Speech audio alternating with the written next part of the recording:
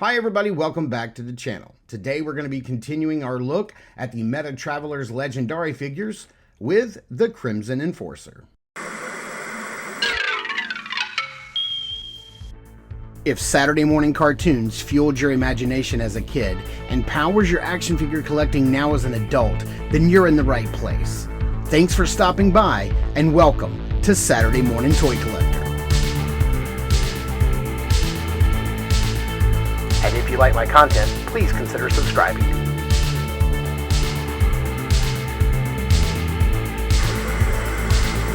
Over the past year, Articulated Empire has become your trusted online retailer. They carry all the latest lines like Mythic Legions, Valiverse, AWOC, Zesray Studios, and much, much more. They ship your items quickly and securely. You'll be quite happy with how Steve and his team follow through with their care and attention. Articulated Empire also offers free shipping over $75 and no tax except for Illinois residents. So head over to articulatedempire.com today and build your empire. All right, here is a closer look at the package, and one of the things I wanted to point out that I don't think I've pointed out yet is how each one of the figures in this first run series, I think that's pretty cool. We have the Crimson Enforcer here. I do notice right off the bat that he does not come with any weapon or any accessory at all. I think that's a little odd. I know that this is one of their base figures, one of the grunts, one of the ones that's kind of designed for popping and swapping, and we're going to see why I say that he is specifically designed for popping and swapping in just a minute. We have some of that nice artwork there on that side, window box and name on this side, and then package contents here on the back. And if you want to pause his little write-up right there and give it a read, you can. Just know that these are the grunts of the Spite. They can be anywhere from in the political arenas or brute force. So they're kind of like your catch-all, do-all grunts on the ground. But the reason that I say this guy is kind of ripe for popping and swapping is because we're also going to be taking a look at two other packs that are kind of designed to go along with not just this guy, but all of the characters in the Legendari wave, and that is the Villainous Heads pack. You can see we have three different heads here, all different than the one that comes on this guy, so you can pop and swap. So technically, you know, I guess maybe they would like for you to buy like 4 of these guys, and you can make the 4 individual characters. And then we're going to be taking a look at what they call the Forged Weapons pack, and so you do kind of get a little bit of all of the weapons that we've seen kind of, you know, scattered throughout. Hey, there's the sword that came with the Gatekeeper that we took a look at last week. That's pretty cool. We haven't seen shields yet. We've seen these weapons here on the Void Walker. Haven't seen these weapons or the staff yet, so that's going to be kind of cool to get into.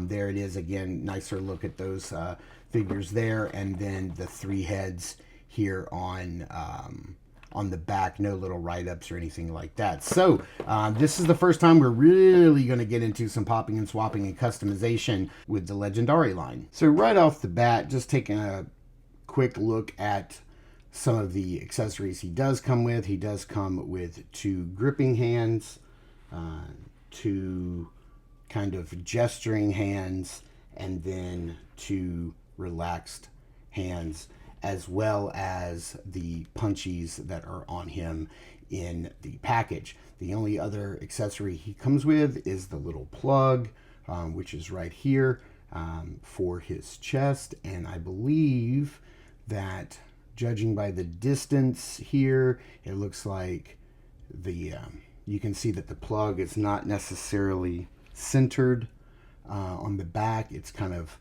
closer to one end than the other, and I think that that end goes towards the top. We don't have any armor that we're going to be popping and swapping, so I'm going to go ahead and push that all the way in. Now, you guys know that the story here, if you've watched my other reviews, the story with these guys is that the Nibiru, which is the race of people here, they have this ability to, their skin is covered, or their skin has the ability to take on characteristics of other materials or elements or in the world.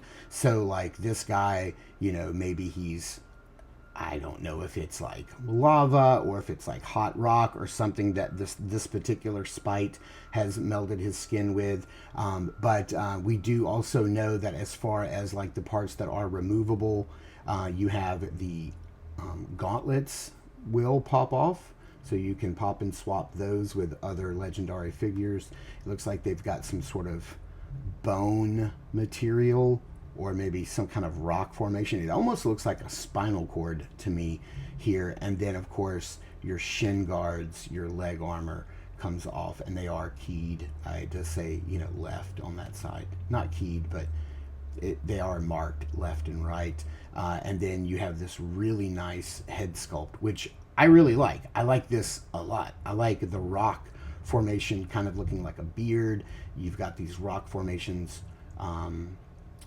going around in like this curve, and then I love the mohawk look. I think that looks pretty fantastic. If you haven't watched one of my reviews before, we'll go over quickly articulation. The neck is on a disc and ball hinge, so you can look up that far, and then you can look down quite a bit as well, depending on which head you're going to be using. The one with the beard, of course, is not going to get you very far down. I'm trying to get the arms out here a little bit without knocking the armor off. The head can give a little bit of bobble and tilt, but not a lot. The arms can go all the way out and hit that T-pose, but that's about as far as they're going to go because of the rocky formations on their shoulders. They do have a 360-degree swivel up there. No bicep swivel. You do have a single joint and hinge here at the elbow. It's going to get you about 90 degrees. You do have hinge, and depending on which hands, you either have vertical or horizontal hinges on the wrist pegs. You do have a single piece. The torso is one single piece, but it is on a ball joint, so you can get lots of movement this way, but it can only crunch forward that far and only lean back that far. There's no drop down on the hips. Legs can go forward that far, can go out to the side about that far, and then go back not very far at all. You do have a little bit of that hip rotation, but not a lot. You do have a full solid thigh cut right here at the top of the leg, which all of mine are super stiff. I really need to give each one of them a hot water bath before I do a review, honestly, because I can barely ever get the thigh swivels to move. Already knocked his shin armor off, but that's okay, because I wanted to show that there is a single joint. It's only going to get you not quite 90, and then a swivel at the knee. No swivel right here, but hinge and forward facing pin down below. Now, I always say this in every one of my videos, and people will always ask me, I can't believe this figure has single joints, but the whole point of this line is that the figures are designed to pop and swap. They are meant for you to pull the lower arm off from the wrist, from the upper arm, from the chest, so that you can literally mix and match any part and piece you want. And I believe in that being the purpose of the line, and being even baked into the story where the characters' skins can absorb other materials. Then I think that they had to go with single joints for that reason. Otherwise, I think they probably would have rathered everything be double jointed, pinless joints and that sort of thing. But seeing how they really want to make everything pop and swappable, I believe that's why they went with that particular design choice. Now let's go ahead and get into the heads pack here. I believe this is one of two heads packs in wave one, and I would love to see, you know, the fact that they've already introduced heads packs and weapons packs in the very first wave means this is something that, you know, they plan on continuing. I would love to see them put out regular releases of heads packs throughout the year, so that we kind of get more of these instead of waiting for our next wave. So here we have very similar to the head that's on him, but like a much younger version, because you can see the beard doesn't go quite all the way down and around. The pieces right here on his cheeks do not really go up and around the side of the head, and then the mohawk isn't as nearly as advanced. But also I'm noticing that this is a faceplate that can come off, which means that the faceplates are also swappable between figures. Now this figure is not going to have a faceplate, which is why he comes with the whole head. But we've seen in past figures that there are faceplates, so you could take this faceplate, put it on a completely different head. I'm betting that they're all going to be like that, and they are. These heads here look identical, with the exception of that little bit of rock formation at the top of the forehead. So if you wanted to swap this face out for this one on that head, you certainly could. But here again, we have that younger look. We have the eyes. We don't have the nose chewed away, which is pretty cool. I do like that. And then this one looks really tough. So this one does not have a swappable faceplate. It's got this Darth Maul looking design going on. It has a ring in his nose. I really like this. Lots of detail around the eyes and face, a little subtle shading on the face, making it a little darker. And so let's check each one of these out, and hopefully they won't be too difficult for us to pop on. You know, knowing that they've not been stretched out to fit. And this guy looks really cool. I'm digging this. I'm going to call this the Deadpool head because we've got some skin missing and some bone showing through up there. And then, yeah, it's really tough. Here is the other one with the other faceplate. The other, I'm going to call it a younger head, but try not to keep that faceplate from falling off. It looks really nice. And then finally, the really cool, like Darth Maul looking head, which this may be the way I keep this guy. Really, man, this is a tough one to get on, and these really hurt. So maybe some hot water would help. I don't want to like twist that ball joint too much because I don't, you know, some of the paint's already coming off, but I don't want to like twist that ball joint and break it. So we're going to leave it there. It's not popped fully on. It's up a little high, but it does look really nice. I'm going to have to heat that up. So let's just go back with the original head. Let's put him off to the side, and let's take a look at, now that we've seen the heads, let's take a look at some of the weapons. One of the things that I wish they would have done was like give us a name for these weapons on the back of the package. That would have been kind of cool to kind of tell us, like, do these weapons have particular names? I should look and see if they did that on the individual characters when they come with weapons in the package, if they named. I need to go back and look. I'll have to go back and look at my reviews because I'm not keeping the packages. Once I open a figure up and get it out, I toss the package. I am not a box keeper. I get rid of boxes. And I think you should too. You don't have to keep boxes. Don't be a slave to cardboard and plastic. Get rid of that stuff. Unless you're an inbox collector, then hang on to it. But if you're not, toss it. This is really cool because what it kind of looks like is, if you can see here, it looks like in their mythology, like the swords attached to the shield, because you're getting that almost that exact same design right here. So maybe there's a way where like this is the hilt of the sword, and like it extends out and breaks off of the shield. That's really nice. This is very reminiscent of the chest piece that's on their chest. And then how do they do this? They have a little peg here and little handle, and so you can have them hold it on their left side, or you can swap this over and have them hold it on their right side. That's really cool. And knowing that the Four Horsemen Studios helped, and I don't know if they helped in the sculpting or the engineering, but this is something that, you know, this is something that the Mythic Legion's shields work a lot like this. So that's pretty cool.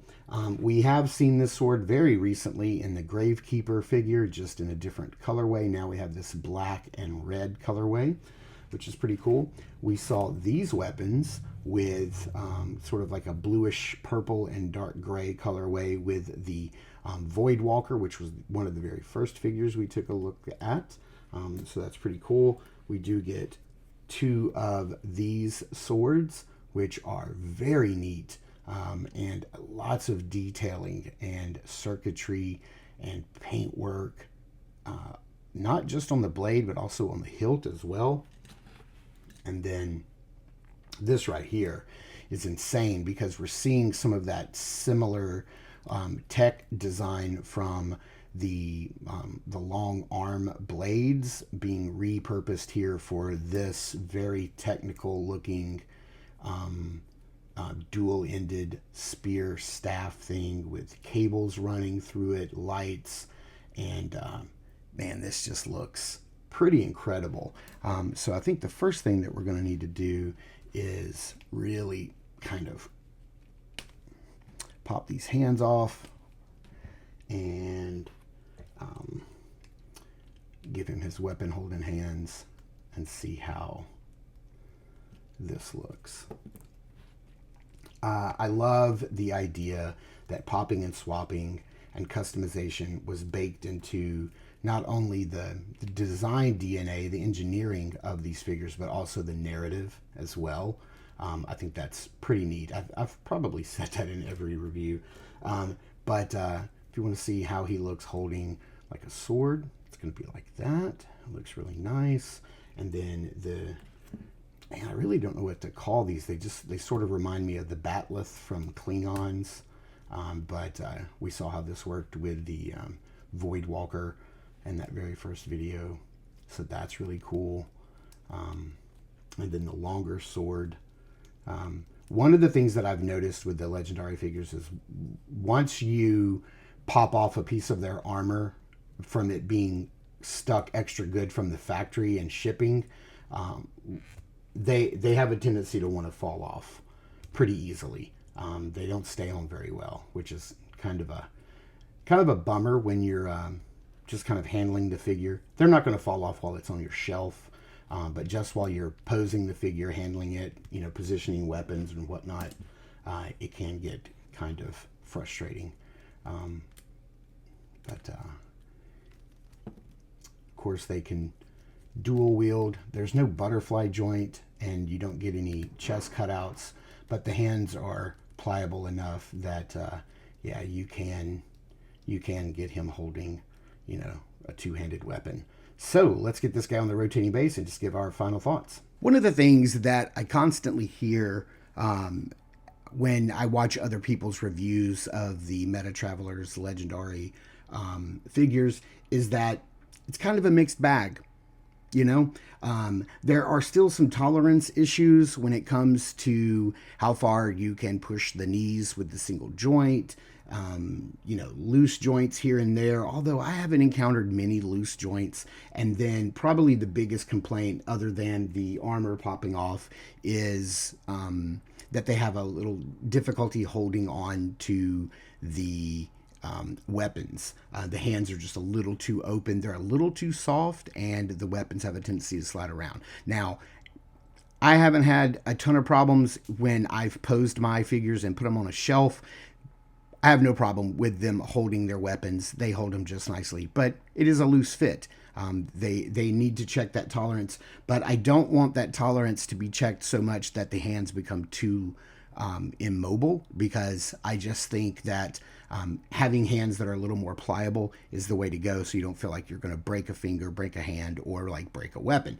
Other than that, I've said it before, and I'm probably going to say it in every one of these Legendary reviews, that these are a good mix of both kids' toys and adult collectibles, in that they have very good shelf presence. If you're an adult collector, if you like popping and swapping, if you like customizing your figures and making your own, then this is a good line for you. This is also a really good line for, like, say, an 8, 9, 10-year-old who just wants to have fun and play with a figure and doesn't feel like they're going to break. Like I've said before, is that they feel they occupy that same space as sort of like the Animal Warriors of the Kingdom. I think this is a really fun mashup. If those two worlds were to collide in some way, who knows, maybe a portal opens and the Nibiru come out in the Awok world. That would be kind of cool to see how the Nibiru would assimilate into the Animal Kingdom. or the Warrior Kingdom. That would be pretty cool. But yeah, they look really nice, and I would like more armor. And like we have a weapons pack here and a heads pack, but what about an armor pack? That would be really cool to redesign some of the other really cool armor bits that we've seen in some of the earlier figures and apply to this guy. Now there is another, I believe there's another weapons pack, there's another heads pack that we're going to take a look at down the road. But you guys let me know, what do you think about this line? How do you feel about this line? What are your thoughts? Have you had a chance to check it out yet? If you do plan on checking out, what's the first figure that you're going to want to pick up and get your hands on?